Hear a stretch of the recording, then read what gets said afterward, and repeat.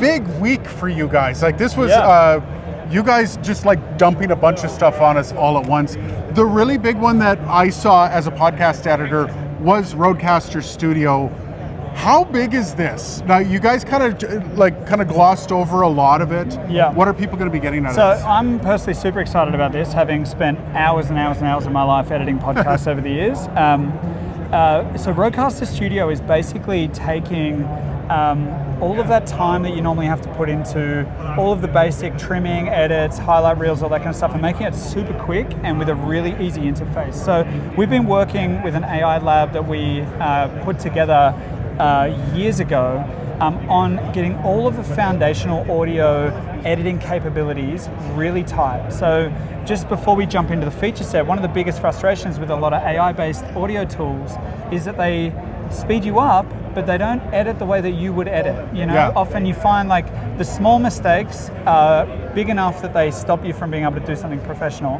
And what we really wanted to focus on with Rodecaster Studio is really great editing, really great time stamping, really great resynthesis of speech, but without having to sacrifice the feeling of being able to do it professionally. So if you come around here, I'll show you how it works. So basically, I'm just going to do a quick highlights reel here, but I've got my podcast in here. I can even have a look at different people that I know are in my podcasts, in my contact list, and I basically can jump in here and select a podcast, and I can edit it on the fly. So this is one we've been editing today. I'm going to jump into the original here and edit that.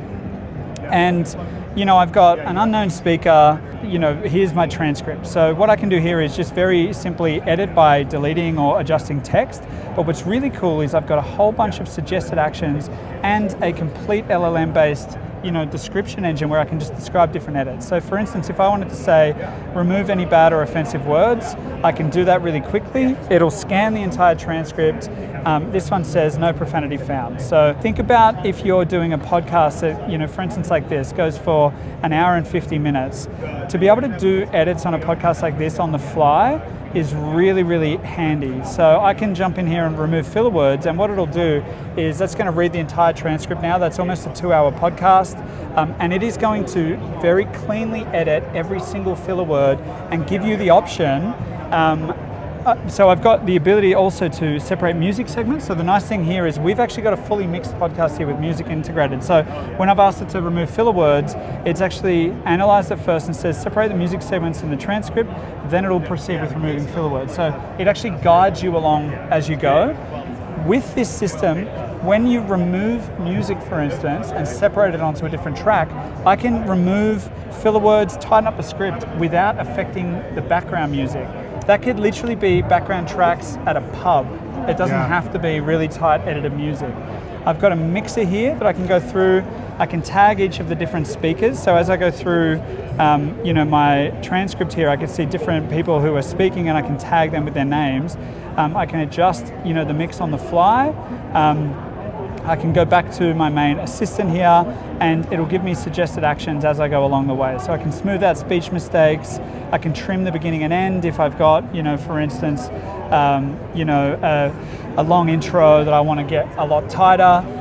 Pretty much anything that you want to do with your podcast, you can just chat with the interface here and it'll do those edits for you.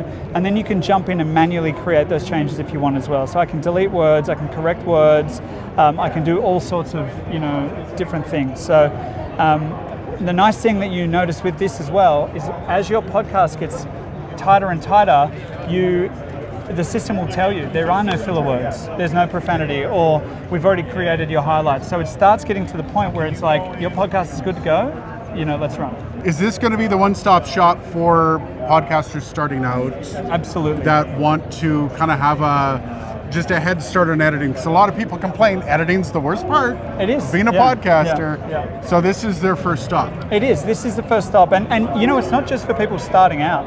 For me, I use Rodecaster Studio religiously now every time I've got to edit a long recording down to something tight, because I want my time back. You know what I mean? Time, you know, getting time back in editing is universal, but it is so easy to use that you can just chat with it and say, hey, you don't even need to know the terminology. This is the main thing. You could be starting out, you don't know all of the audio terminology that you need. You just describe what you want to do. The start is a bit too, wordy. Can you make it a bit, quicker? You could say something like that, and it'll automatically create a tight edit for you. If you want to top and tail your podcast, as in remove, preamble and remove everything after the outro, you can do that as well. And you just chat with it, and it'll ask you clarifying questions as well. So if you're interested, I believe there's a beta that you can sign up for, and I'm already on the list. So if you want to sign up for the beta on this thing and try it out and be part of, you have to be part of the conversation to make this thing better. If you're going to be part of the beta, you can't just sit on it and you have to help out. So head on over to, where can people find that? If you just go onto the Rode website, you'll be able to find the links to sign up for the beta that we're running out. And then, we're going to be rolling this out very soon.